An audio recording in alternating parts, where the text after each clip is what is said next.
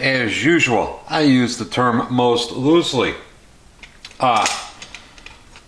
Last couple of weeks had a project going on. It was kind of long and convoluted as it ended up turning out. The project was to replace a couple of cylinders and a couple of pistons on an Evo big bore super glide. You wouldn't think this would be a pain in the balls, but as it turns out, it was. These were installed on this particular bike as the 96 to 103 big bore conversion, and they've got part numbers on them.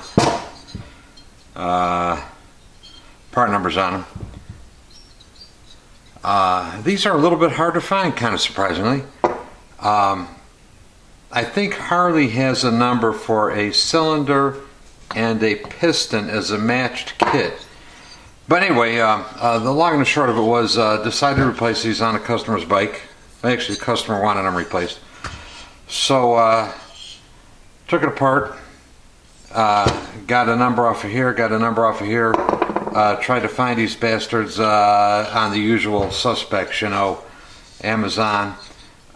Eventually found a pair of cylinders new on eBay and a pair of pistons new on eBay, not from the same source, not matched together.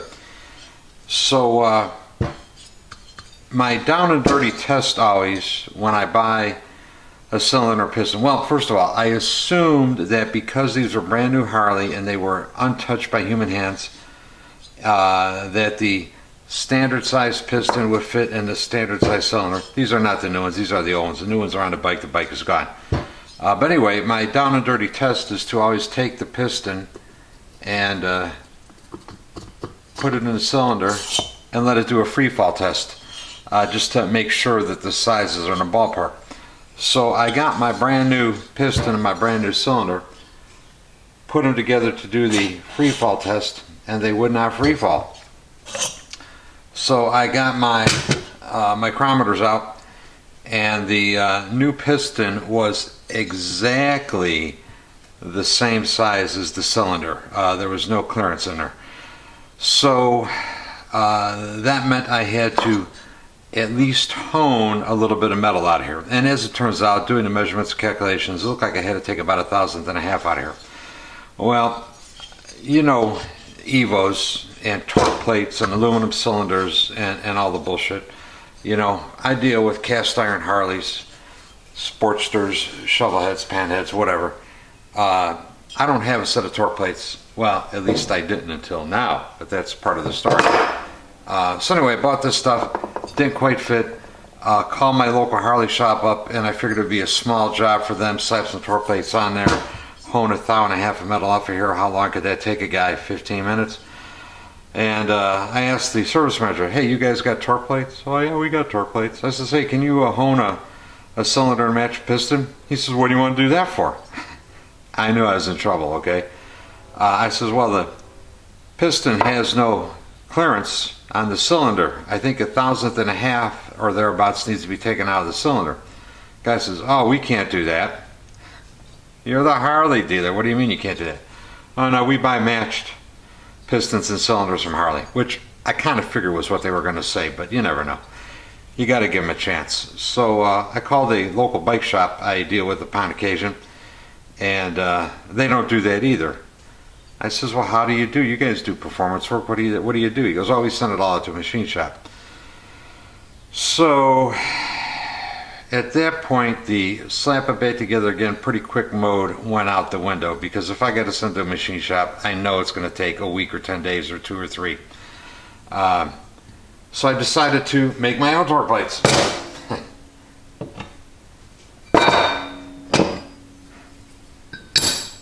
And there you go. So it's off to the local steel yard. Say hello to the steel yard cat. This happens to be Fulton Metals in Denton, Texas.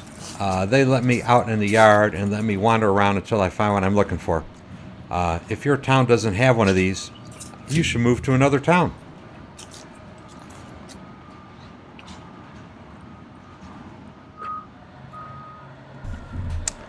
Yep, made in Mexico, not hydro tested.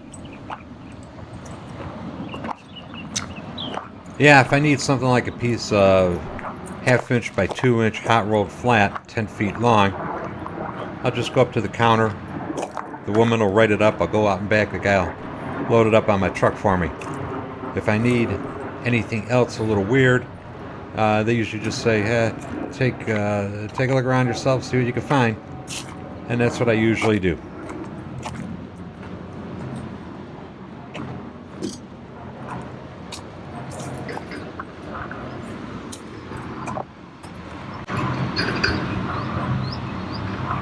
Well, there you fucking go. I think that'll work. And his brother.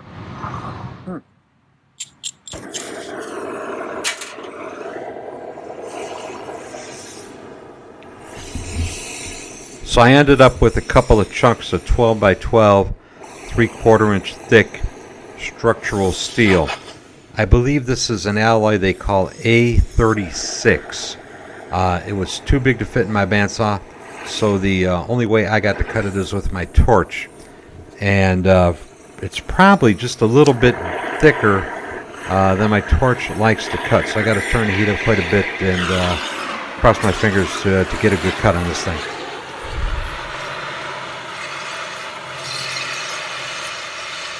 Yeah, you know what? A36 actually isn't an alloy. A36 is a specification. Structural steel is not manufactured to a particular alloy, but to a particular specification. Anyway, just FYI.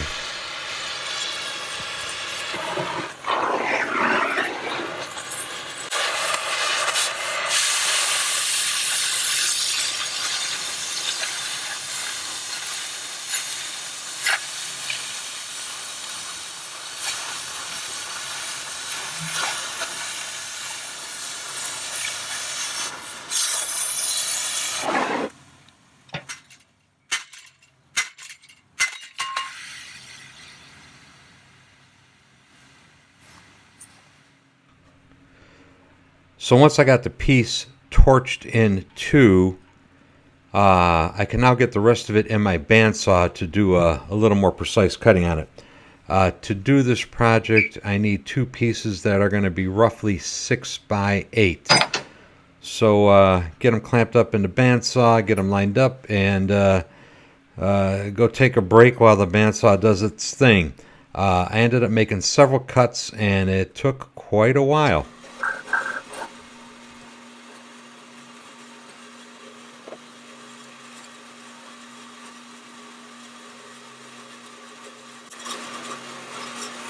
I come back in an hour.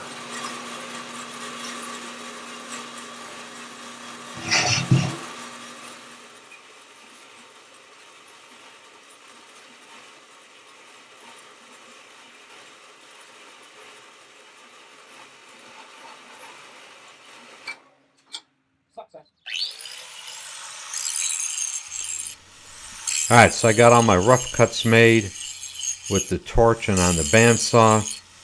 I'm going to grind off all the slag and all the burrs because I'm going to clamp these two chunks of metal together, put them in my milling machine and square up the edges and the corners and the sides and mill them all nice and flat.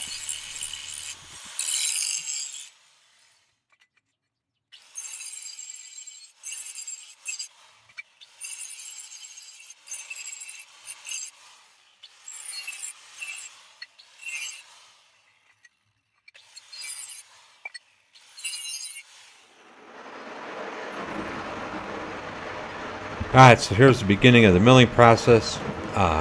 Getting these things clamped down, getting them configured in the mill was kind of a pain in the butt. It was slow. The maximum travel of the cross slide on my mill is 6 inches, according to the published spec. I could get about 6.5 or 6 3/4 out of it. I noticed if I run a little past the marker that says don't go past this marker. But anyway, it took quite a while. The speeds and feeds were awfully slow. Each pass took several minutes. There's 2 pieces of steel, 4 pieces on each side. Granted, I milled them together at the same time to kind of speed it up. But very slow going. A lot of passes, a lot of back and forth. It was difficult and time consuming. So sometime after I got the side squared off and milled flat, I torched out the major part of the hole for the cylinder. I could have swore I videoed that, but if I did video it, I lost it somewhere. Anyway, so the video of me torching a round hole in the middle is missing. I don't know where it went. Anyway, I got a hole torched in the middle that was within about 1/4 of an inch of the final diameter. So the next segment of video will be boring that out and finishing the overall size of the hole. All right, a couple quick words on the setup. I laid out my rough dimensions, just masking tape on top of that steel plate. I machined and squared all 4 edges on this thing, and I did that so that after I make the first part, I could slide it out, and I have a stop set up back here. Just slide the new one in against the stop. I don't have to monkey around centering a boring bar. So anyway, you saw me cutting holes. Oops, let's loosen this up. Saw me cutting holes in the other one. Okay, here it is installed in the mill vise. Of course, when it's done and I get the hole cut in the other one, I'll just be able to slip it in, pop in it against the stop. The mill vise is bolted down. The carriage and the cross side are bolted down and they go nowhere, and I'll be able to put 2 holes theoretically in exactly the same spot. That's what I wanted to do. Anyway, I'm going to go burn a hole in the other one so that by the time I'm ready to machine it, it'll be cooled off. So here's the milling operation for the holes for the cylinder. I ended up breaking two or three of those cheap-ass Amazon boring bars. I ended up using a boring bar that I had bought at an estate sale, and as it turned out, that was the boring bar I should have used from the get-go. It really worked great. Those Amazon bore-right boring bars, junk, they just didn't work too well. In their defense, though, this was pretty difficult boring. Because it was torch cut, it was an interrupted cut, it was very rough. The metal, I'm sure, was locally hardened on account of the heating in the torch and the slag, etc., etc. It took many, many passes to get the boring done. And once again, my machine was, I'm sure, operating at its limits.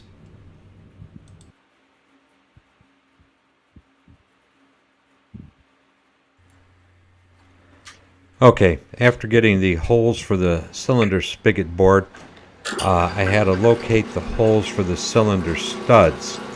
And I did this by just dropping the cylinder into the plate and using a transfer punch to locate the 4 holes. Fairly simple. Threw it on a drill press, pilot drilled them, and then drilled them out to the finished size. Anyway, that part was pretty easy.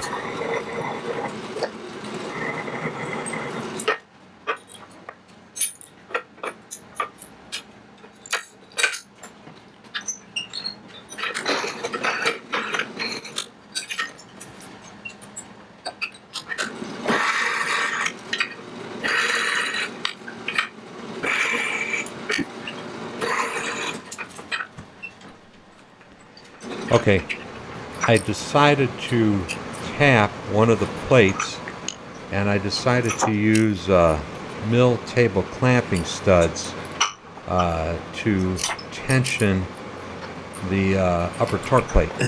So I went ahead and tapped some holes in there, and that was pretty straightforward, went pretty well.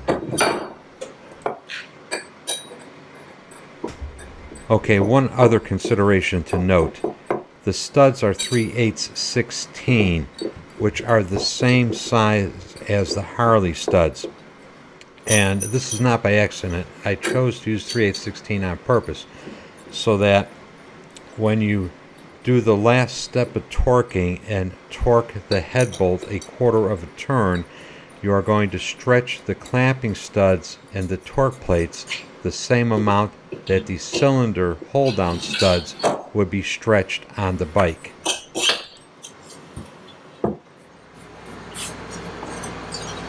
Okay, so test fitting everything, and it all looks pretty good. You'll notice right now that the torque plate has these Jippo 3/8 16 threaded rods in there. And that's because when I took a close look at my clamping studs, them some bitches were all bent.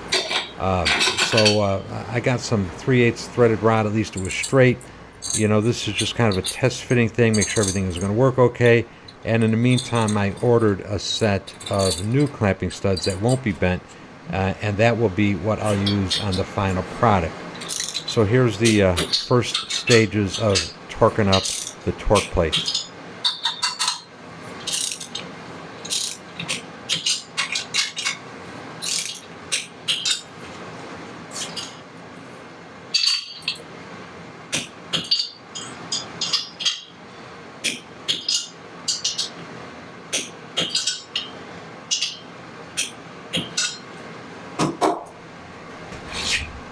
Okay, so the nuts have been torqued to the first and second steps per the Harley manual. I'm marking the flats now so I could go that additional quarter of a turn to bring them to the final torque spec.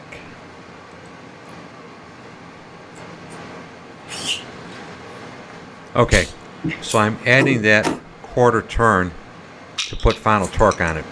I'm sure these crappy ass threaded rods have nowhere near the tensile strength of either the clamping studs or the Harley cylinder studs.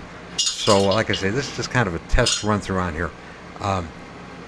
The fact that they have less tensile strength means that there's going to be nowhere near the force exerted on the cylinder as when the high tensile strength bolts and studs are used. Alright, so a couple of squirts of honing oil, and then we're going to get the Sun-In rigid hone out and do a couple of quick passes just to break the glaze. This hone will remove metal in a hurry if you want it to, so you got to be kind of careful when you only want to just do a little glaze breaking on it. You need to stroke it back and forth rapidly to get a good crosshatch on it. So anyway, here we go.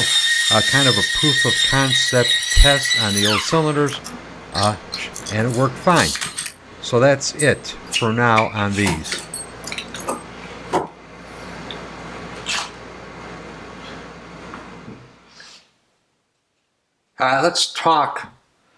Let's wrap this video up. Let me talk about a couple of kind of post-production improvements or changes that were made. First of all, I wasn't particularly happy with the original surface finish on this thing. So I put this on my lathe and I grabbed it with the jaws on the inside pushing out, and I turned it and faced it off with a lathe tool. I did that on both sides of both parts, okay? I still wasn't 100% happy with the finish on that. So I took it over to my surface plate with some crocus cloth, and I just worked both surfaces on both plates as smooth as I could get them. And I still thought I could do better than that. So I took some fine valve grinding compound, and I took the two plates and coated them with valve grinding compound, and then I just lapped them together. So I think I got as smooth of a surface as I feel like getting. I could probably get it smoother, but at some point, you know, the economics of spending the rest of my life getting this mirror smooth just, you know, make no sense. As you can see now, I have 4 straight mill table clamping studs in here, so I'm very happy with that. I went for some flange nuts to secure everything in place. I put these on the bottom of the studs to lock the studs in so I don't have to worry about them turning in the torque plate itself. On this torque plate, I milled a step in it over here so that I could drop it in a vise and this part would seat against the top of the vise. And by doing that, I'm trying to prevent damage to the bottom of the cylinder, because if you just drop it in a vise, it goes in too far, you'll hit the bottom of the cylinder. So this is located so that I could drop it in the vise, slide the cylinder over, and the base of the cylinder will not interfere with the top of the vise. These cylinders have alignment dowels on the top of them, and I counterbored 2 holes for the alignment dowel so that, number one, that makes this idiot-proof, so it can only go on one way to go over the alignment dowels. And I wanted it to be idiot-proof because this side was lap smoother than this side, so I want the smoothest side facing the cylinder so as not to, mark damage score the sealing surface on the cylinder. The other thing, I wanted to add a little corrosion prevention to them. I threw them in my powder coating oven, baked them to about 500 degrees for a couple hours, and then quenched them in a bucket of used motor oil, hence the blued finish. So I'm really happy with this tool. This thing is going to last me a long time. I could have bought these from Jim's or any supplier of Jim's tools. They're $500. To me, that's just stupid crazy. That's an awful lot of money for essentially 2 pieces of steel with a couple holes in them. I say that, but on the other hand, if you knew how many hours I had in making these things, and I mean, like I said, there was a lot of lathe and mill work. Each pass of my lathe probably took 6 or 7 minutes. There's probably, 10, 15 passes to get it to the size I wanted and square it up. There's a lot of work in these things. It doesn't look like it, but there was a lot of work in something that's basically pretty simple. So we're going to bolt the cylinder in here, torque it up, and we're going to measure it and see if this makes a difference. So, having gone through the difficulty and gyrations to make these torque plates, let's see whether there is measurable differences that can be detected before they're tightened and after they're tightened. So right now they're just sitting on there. They are basically finger tight. I could undo them all with my finger. They're just sitting there. They're not exerting any force on the cylinder at all. So let's put a dial bore gauge down in the bottom of the jug along the thrust face, and let's zero it out. Okay, I've already zeroed it. That's about as close as I could get. I don't know if you could see that or not for sure. Yeah, you should be able to see that. So we're at the bottom of the cylinder on the thrust face, and we have it set to 0. So I'm going to mark 0 on my little chart here. Let's go halfway up the cylinder. Okay, we're about halfway up, and normal wear would tell me that the cylinder should be bigger at the top than it is at the bottom. And in fact, in the middle, it is plus 001. So let's go up to the top. Let's see if you can see that. I'll make it so you can see that. You might be able to make that out. Okay, there we go. That's where it maxes out. Not quite 001. So let's go all the way to the top of the cylinder now. I'm about a ½ an inch from the top. And let's zero it out again. Well, let's locate the maximum diameter. And it is plus 0015.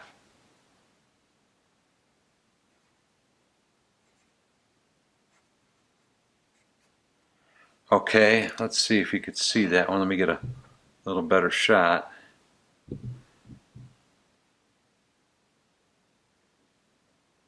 Okay,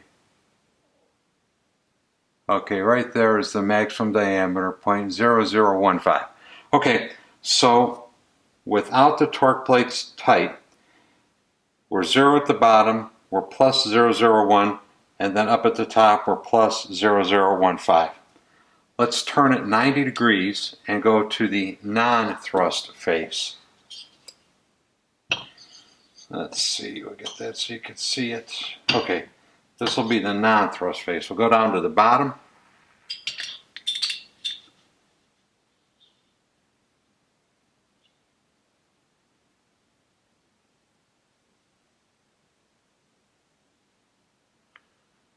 And the non-thrust face is pretty much dead nuts 0 on the bottom. Let's go about halfway up.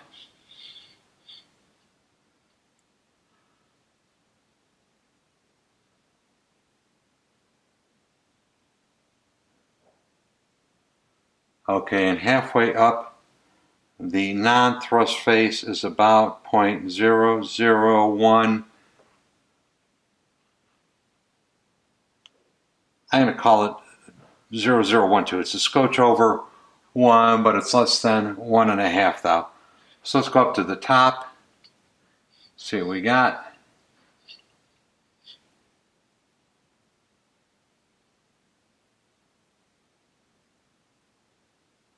Okay, and up at the top on the non-thrust face, it's pretty much 0.0015. Okay, so the cylinder is round without the torque plates on there.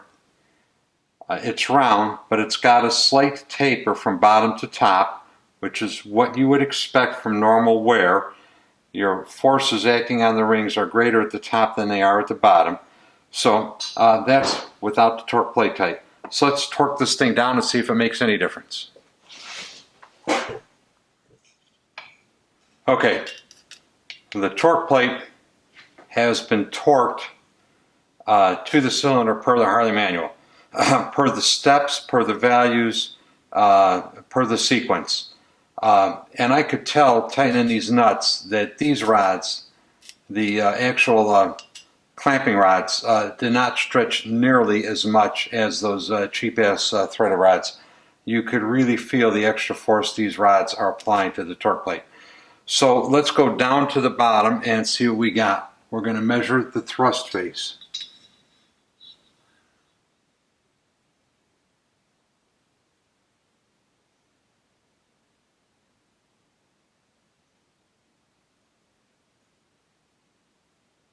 Okay, at the bottom, on the thrust face, with the bolts torqued, it's 0.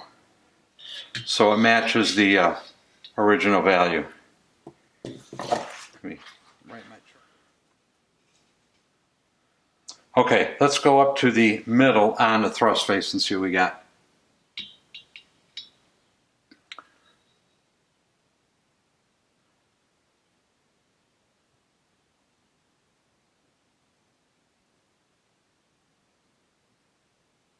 Okay, it's at plus 0015.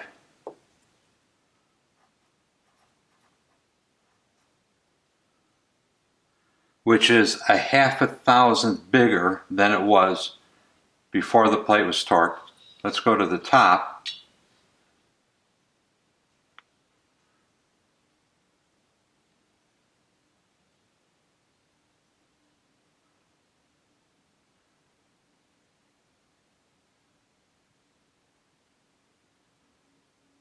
I'm going to call this 0017. It's a little more than a half, a little more than 1.5, but not quite 2. So we'll say 0.0017. So previously it was 0015, so the cylinder grew to 0.107 of an inch. Okay, let's turn it 90 degrees and measure not the thrust face. Okay, down at the bottom.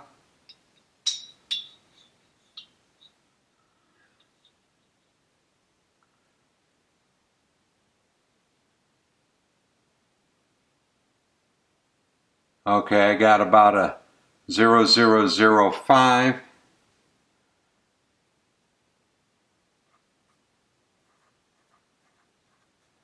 So it grew a 1/2 thousandth at the bottom. Let's go up to the middle.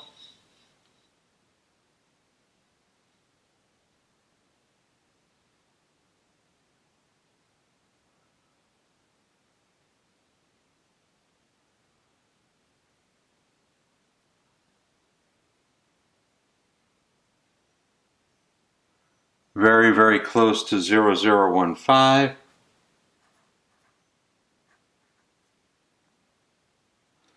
So it grew a couple of 10,000ths of an inch on the non-thrust face. Let's go up to the top.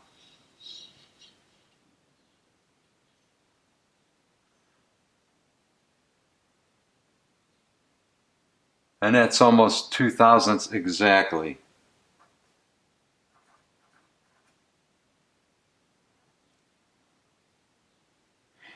Okay, so it grew a 1/2 thousandth at the top. Okay, let's take a look at the chart. Alright, so let's take a look at our numbers and see what we got here. We measured the cylinder before the torque plates were tightened. We zeroed the bore indicator out on the bottom of the cylinder. We set our zero. Once the zero was set, we didn't move it for the duration of this demonstration. Okay, you go up to the middle of the cylinder, and the cylinder grew, which is what you'd expect. You'd expect the taper to expand near the top because of the wear of the piston rings on the cylinder. It was 2 10,000ths of an inch out of round. It had 1,000th taper. We go all the way to the top, and we had 1,000th and a half of taper. It was still round.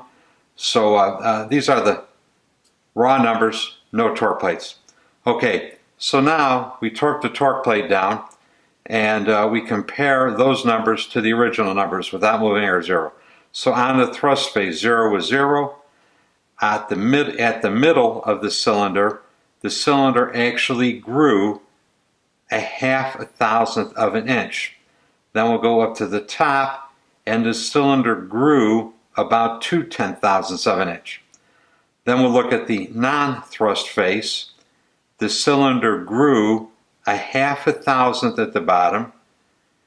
It grew, when compared to the not torque value, 3 10,000ths of an inch in the middle, and at the top, when compared to the non-torque value, it grew a 1/2 thousandth. So the torque plates do make a measurable difference. Interesting. I repeated this little demonstration, this experiment, off camera 2 or 3 times, and I basically came up with very slight variations with the same kind of results. Essentially, putting the torque plates on and torquing them up makes the cylinder a little bit bigger. You know, I don't know. I don't do a lot of Evo stuff. You guys who do Evo, leave me a comment. Tell me I'm stupid. Tell me I did it wrong. Tell me I'm all fucked up. You know, whatever you think is going on here. But anyway, it is demonstratable. The cylinder gets a little bit bigger when you tighten the torque plates up on it. So conceivably, I could use this setup on my boring machine. What I would have to do is tap the table on the boring machine to accept these studs. I hang the cylinder from the bottom like I do an iron head cylinder, and then I could just torque the top thrust plate or the top torque plate down the cylinder and replicate this installation. But anyway, that's it. This video was long in the making. This took place over, several days. It was a lot of work for me. But anyway, I hope you learned something out of this thing. I did. Very interesting anyway, I thought. Thanks for watching. Please subscribe, and I am out of here. Y'all have a good one. Bye.